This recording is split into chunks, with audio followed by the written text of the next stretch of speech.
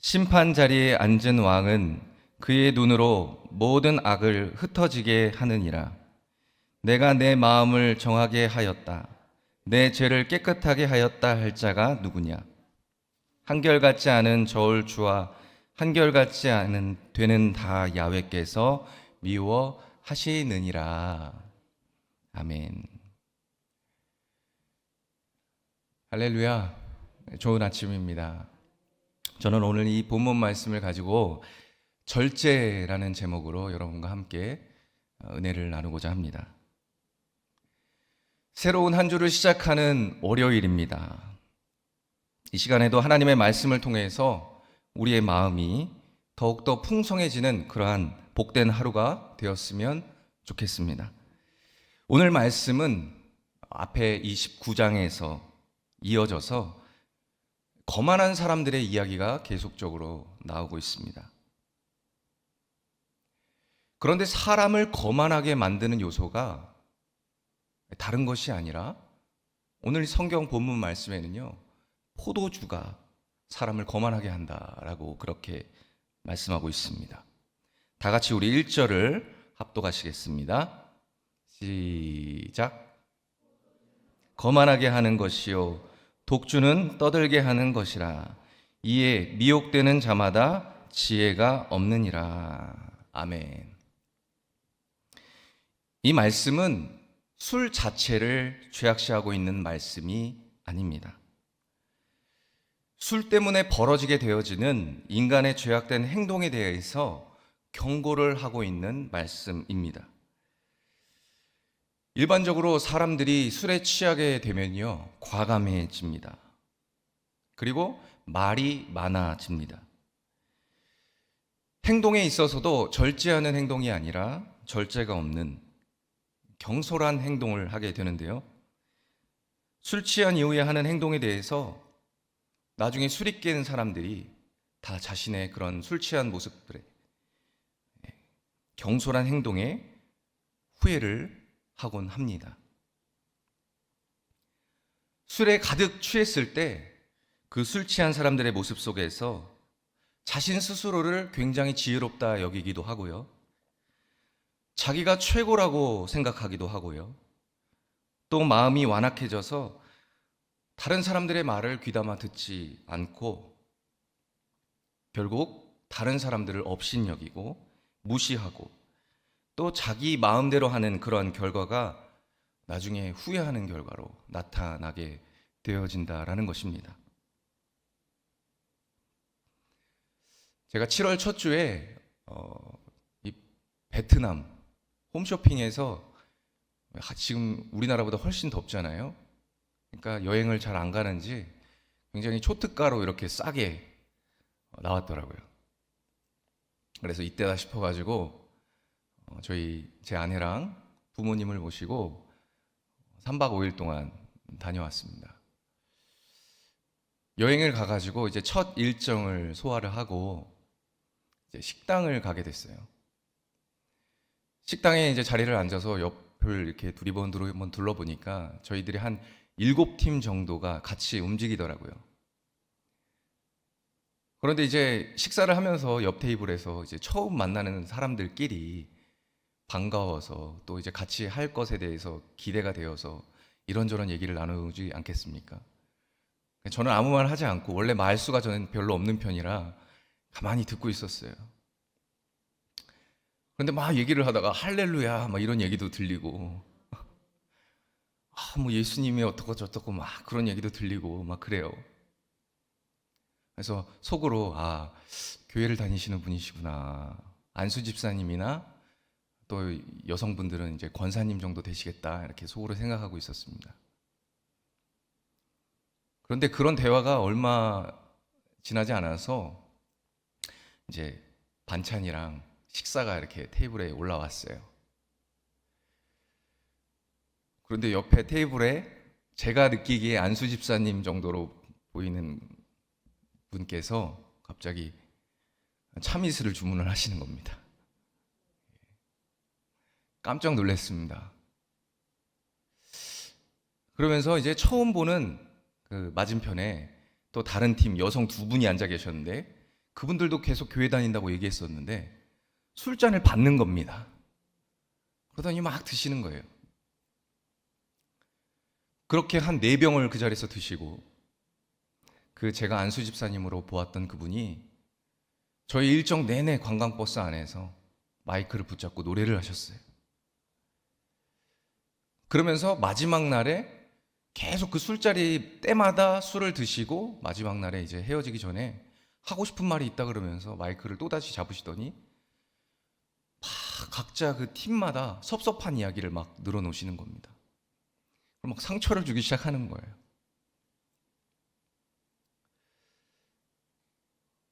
예수 믿는다고 하면서도 절제하지 못하고 이렇게 술에 취해서 남한테 상처를 주고 피해를 주는 그런 모습이 되게 안타깝게 느껴졌습니다. 그래서 제가 그런 계속 술을 드시는 상황이어서 차마 주의 종이라는 말을 못하고 그냥 가만히 끝까지 지켜보고 있었습니다. 술에 취한 사람들의 결말은요, 무분별한 자신의 행동에 대해서 후회한다라는 것입니다. 절제하지 못하며 살아가는 사람들은 반드시 나중에 커다란 후회를 하게 될 것이라고 성경이 말씀하고 있어요. 오늘 우리에게 주신 말씀을 통해서 우리는 우선 절제에 대해서 한번 생각해 보기를 원합니다. 절제는 꼭 도달해야 하는 어떤 목표를 이루기 위해서 그 목표를 반드시 이뤄야 하기 때문에 다른 것에 힘을 낭비하지 않고 그 목표를 이루기 위해서 집중하는 모습을 말합니다.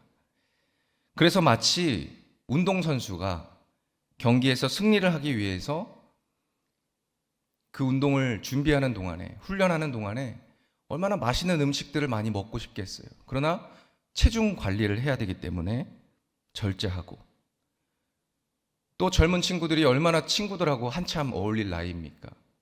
그렇지만은 친구들하고 만나고 놀고 싶을 때에도 그것을 절제해서 이겨내고, 열심히 땀과 인내, 그 훈련을 통해서 결국 경기에서 승리를 할 수 있는 것처럼 자신이 누리고 많은 것들을 할 수 있음에도 불구하고 더 소중한 것들을 위해서 하지 않고 인내하는 것, 그것이 바로 절제입니다.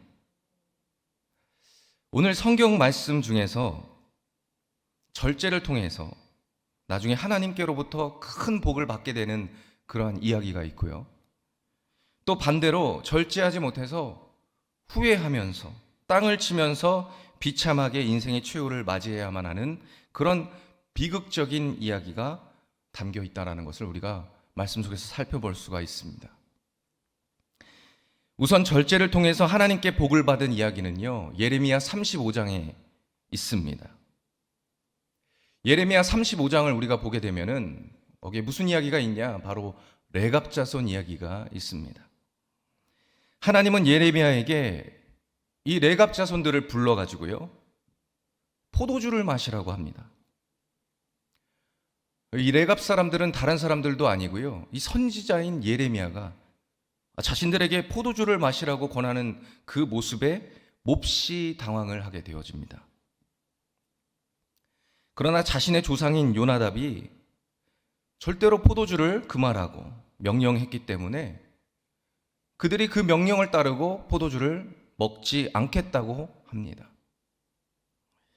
포도주를 마시지 않고 자신들의 선조 요나답의 말대로 집도 짓지 아니하고 포도원이나 밭도 소유하지 않은 채 그렇게 살아가게 됩니다. 사실 레갑 사람들에게요, 이 포도주를 마시지 않는다라는 것은 그렇게 크게 중요한 것은 아니었습니다. 그러나 요나답의 명령에 순종을 하고 따라서 그들은 얼마든지 즐기고 얼마든지 편안하게 보낼 수 있는 그러한 모습들을 과감하게 절제함으로써 나중에 하나님께서 예레미야 35장 19절에 레갑의 아들 요나답에게서 내 앞에 설 사람이 영원히 끊어지지 아니하리라 라고 이렇게 축복해 주시는 장면을 우리가 볼 수가 있습니다. 그런데 이와는 대조적으로요, 절제하지 못해서 인생의 마지막 순간을 후회와 반성으로 보낸 삼손의 이야기 또한 우리가 잘 알고 있습니다. 여러분이 잘 아시다시피 삼손은 나실인으로 태어났습니다. 나실인은 어떻게 살아야 합니까? 자신을 거룩하게 구별하면서 살아가야 하는 사람이었습니다. 포도주나 독주를 마시면 되지 않았고, 머리카락을 자르면 되지 않고, 또 죽은 시체를 만지지 말아야 했습니다. 그런데 삼손은 어땠습니까? 그는 죽은 시체를 가까이 했고, 또 독주를 입에 댔고, 이방 여인과 혼인을 하면서 나실인으로서는 전혀 구별된 삶을 살지를 않았습니다. 그러다가 들릴라의 유혹에 빠져서 자신의 힘의 원천이 되는 머리카락이 모두 다 잘려나가게 되고, 결국 블레셋 사람들의 놀잇감으로 전락하게 되면서 자신의 두 눈도 다 뽑히게 되어서 비참하게 살아가야 했습니다. 절제할 것들을 절제하지 못한 삶의 최후이자 비극인 것입니다. 여러분, 우리의 모습 속에서도 내가 하고 싶은 대로, 내가 생각하는 대로 모든 것들을 다 하면서 그렇게 살아가는 것이 아니라 하나님의 말씀을 따라서 순종하면서 그렇게 내 생활과 말을 절제하게 될 때에 우리는 더욱 지혜로운 모습으로 살아갈 수가 있는 줄로 믿으시기 바랍니다. 그래서 우리는 먼저 이 말씀을 통해서 이 하루를 지혜롭게 살아가기 위해서 절제하는 삶을 주님 앞에서 이루어가게 해달라고 기도해야 하겠습니다. 또한 두 번째로 오늘 말씀을 통해서 우리가 기억해야 할 것은 4절과 13절 말씀을 통해서 우리가 알 수가 있습니다. 4절과 13절의 말씀을 보겠습니다. 게으른 자는 가을에 밭 갈지 아니하나니 그러므로 거둘 때에는 구걸할지라도 얻지 못하리라. 너는 잠자기를 좋아하지 말라. 내가 빈궁하게 될까 두려우니라. 내 눈을 뜨라. 그리하면 양식이 족하리라. 아멘. 열심히 농사를 져야 할 때에 농사를 짓지 않고 태평하게 논 사람은요, 결국 추수할 때 아무것도 거둘 것이 없고요, 또 사람들에게 양식을 달라고 구걸하더라도 얻을 것이 없다라고 말씀하셨습니다. 게으른 사람은 하나님께서 자신에게 부여한 일을 성실히 감당하지 못한 사람이기 때문에 아무것도 얻지 못하고 고통스러운 최후의 순간을 맞이하게 될 것이다 라고 교훈하고 있습니다.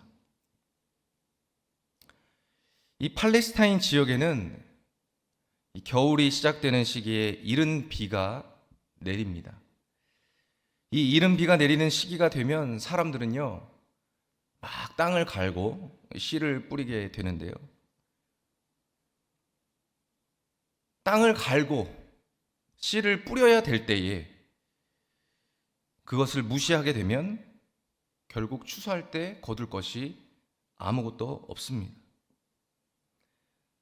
다른 사람들은 열심히 노력해서 풍성한 결과를 얻게 될 때에 혼자 아무것도 심은 것이 없어서 어떤 것도 얻을 수가 없는 것입니다. 그저 다른 사람들을 부러워하면서 그들에게 도와달라고 간절히 구걸을 하더라도 사람들은 그를 외면하게 됩니다. 그가 아무것도 얻지 못한 이유는 그가 능력이 없어서도 아니고요, 또 주변 환경과 여건이 나빠서도 아닙니다. 단지 자신이 해야 할 일을 제대로 하지 않은 그 게으름 때문에 그는 아무것도 얻을 수가 없게 되는 것입니다. 여러분, 성경에서는요, 게으름을 철저히 경계합니다. 왜냐하면 게으름은 하나님께서 사람에게 하라고 맡긴 일을 소홀하게 하는 그런 행동이기 때문입니다. 창세기 3장 17절을 보면 하나님께서 죄 지은 인간에 대해서 너는 내 평생에 땀 흘리고 수고하여야 그 소산을 먹겠다고 그렇게 말씀을 하셨습니다. 이 말씀처럼 우리가 열심히 땀을 흘려서 수고할 때 그때야 비로소 우리는 살아갈 수가 있는 것입니다. 그런데 게으른 사람들은 어떠냐면 수고해야 한다, 수고해야 한다라는 이 말씀을 소홀히 여기고 실천하지 않는 사람이에요. 이 게으름은 하나님의 창조의 원리와 어긋나는 행동이기 때문에 하나님은 게으른 사람을 싫어하십니다. 그리고 싫어하실 뿐 아니라 그 게으른 사람을 책망하십니다. 오늘 말씀을 통해서 절제하는 삶, 그리고 게으름을 경계하고 부지런히 살아가는 삶이 지혜로운 삶이고 주님이 원하는 그러한 사람의 모습임을 우리가 살펴볼 수가 있습니다. 우리가 절제하는 삶, 부지런하게 살아가야 하는 이유는 분명합니다.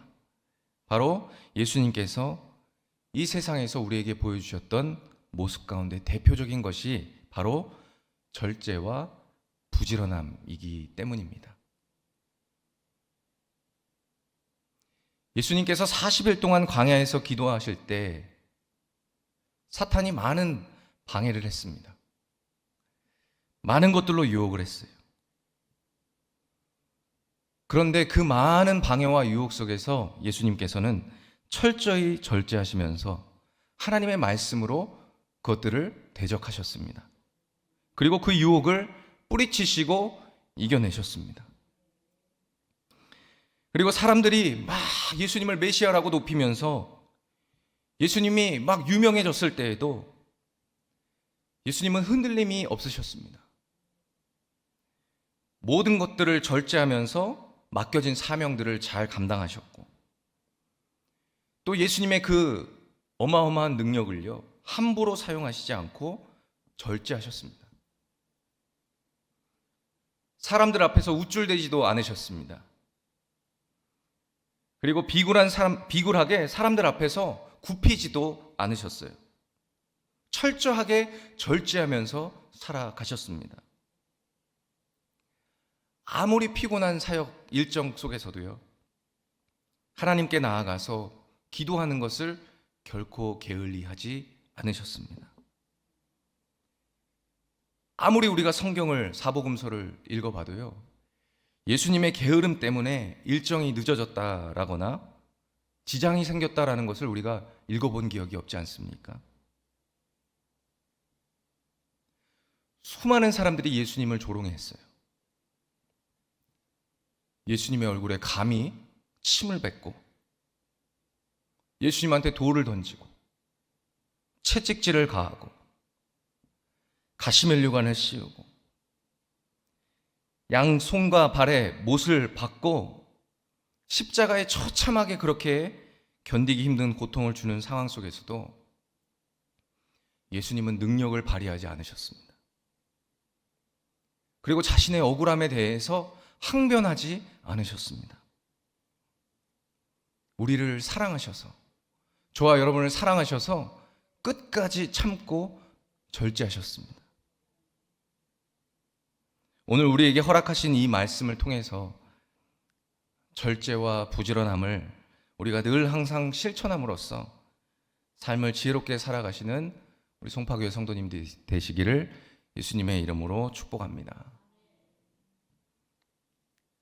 제가 신학교 다닐 때 물질 훈련도 받고 관계 훈련도 받고 여러 가지 훈련을 받았지만 참 기억에 남는 훈련이 이 말 훈련이었습니다.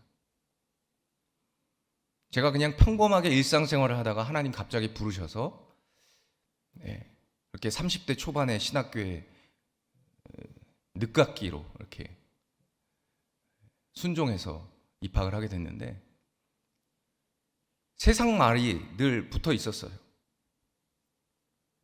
그리고 말하는데 별로 제가 어려움이 없었습니다. 말을 잘했습니다.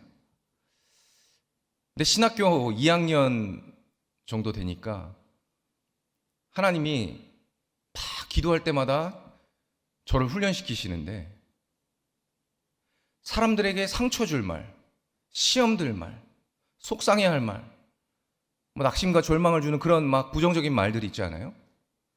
장난으로라도 그런 말을 다 삼키게 하셨어요. 그런 말들을 다 삼키게 하시고, 다 삼키게 하시고, 삼키게 하시고. 그래서 제가 어느 날 갑자기 바보가 된 느낌이었어요. 왜 바보가 된 느낌이었냐면, 모든 말을 다 잃어버린 것 같은 거예요. 우리 일상 속에서 말들 중에 부정적인 말들을 다 빼고 나니까 별로 할 말이 없어요. 예. 그래서 지금 이 주의 길을 가야 되는데, 말을 잘해야 되는데, 예. 말을 다 잃어버려가지고 제가 참 내가 바보 같다라고 그렇게 느낄 때가 있습니다. 그런데 여러분, 말이나 행동이나 모든 것에 절제해야 되는 줄 믿습니다. 우리가 인생 살아가면서 늘 선택의 기로에 서지 않습니까? 오늘도 여러분들은 피곤한 중에 꿀잠을 선택하실 수도 있었고, 지금처럼 이렇게 새벽 예배를 선택하실 수도 있었습니다. 그런데 그 꿀잠을 절제하시고 이렇게 예배에 나오셨지 않습니까? 늘 절제하셔서 하나님 앞에 귀하게 쓰임 받으시는 여러분이 되시기를 예수님의 이름으로 축복합니다. 기도하겠습니다. 하나님 아버지, 감사합니다. 오늘 말씀을 통해서 우리에게 절제하는 삶을 깨닫게 하시고, 부지런하게 살아가는 것이 얼마나 중요한지를 다시 한번 깨닫게 하여 주시니 감사합니다. 많은 것들을 우리가 누릴 수 있음에도 불구하고 하나님, 절제하기를 원합니다. 할 수 있지만 주님이 원하시지 않는 것들을 다 내려놓고 오직 주님 뜻에 합당한 그러한 삶을 살아갈 수 있는 저희들이 되게 하여 주시옵소서. 예수님을 위해서라면 모든 것을 다 과감하게 포기할 수 있는 저희들이 되게 하여 주시옵소서. 하나님, 귀한 성도님들 모든 삶 가운데 주의 은혜가 넘쳐나게 하여 주옵시고, 이 절제의 훈련을 통해서 하나님께서 아름답게 빚어가시는 과정을 깨닫게 하시고, 세상 가운데 빛과 소금의 역할을 감당하며 주의 영광 찬란하게 나타내는 귀한 성도님들 되게 하여 주시옵소서. 감사함으로 귀한 예물을 준비한 손길이 있습니다. 주님, 그 손길 기억하여 주시고 30배, 100배, 1000배, 만배로 복을 내려주셔서 가정의 곳간에 물질이 쌓을 것 없도록 하나님께서 마음껏 누르곤도로 넘치도록 축복하여 주시옵소서. 감사하고 예수님의 이름으로 간절히 기도드렸습니다. 아멘.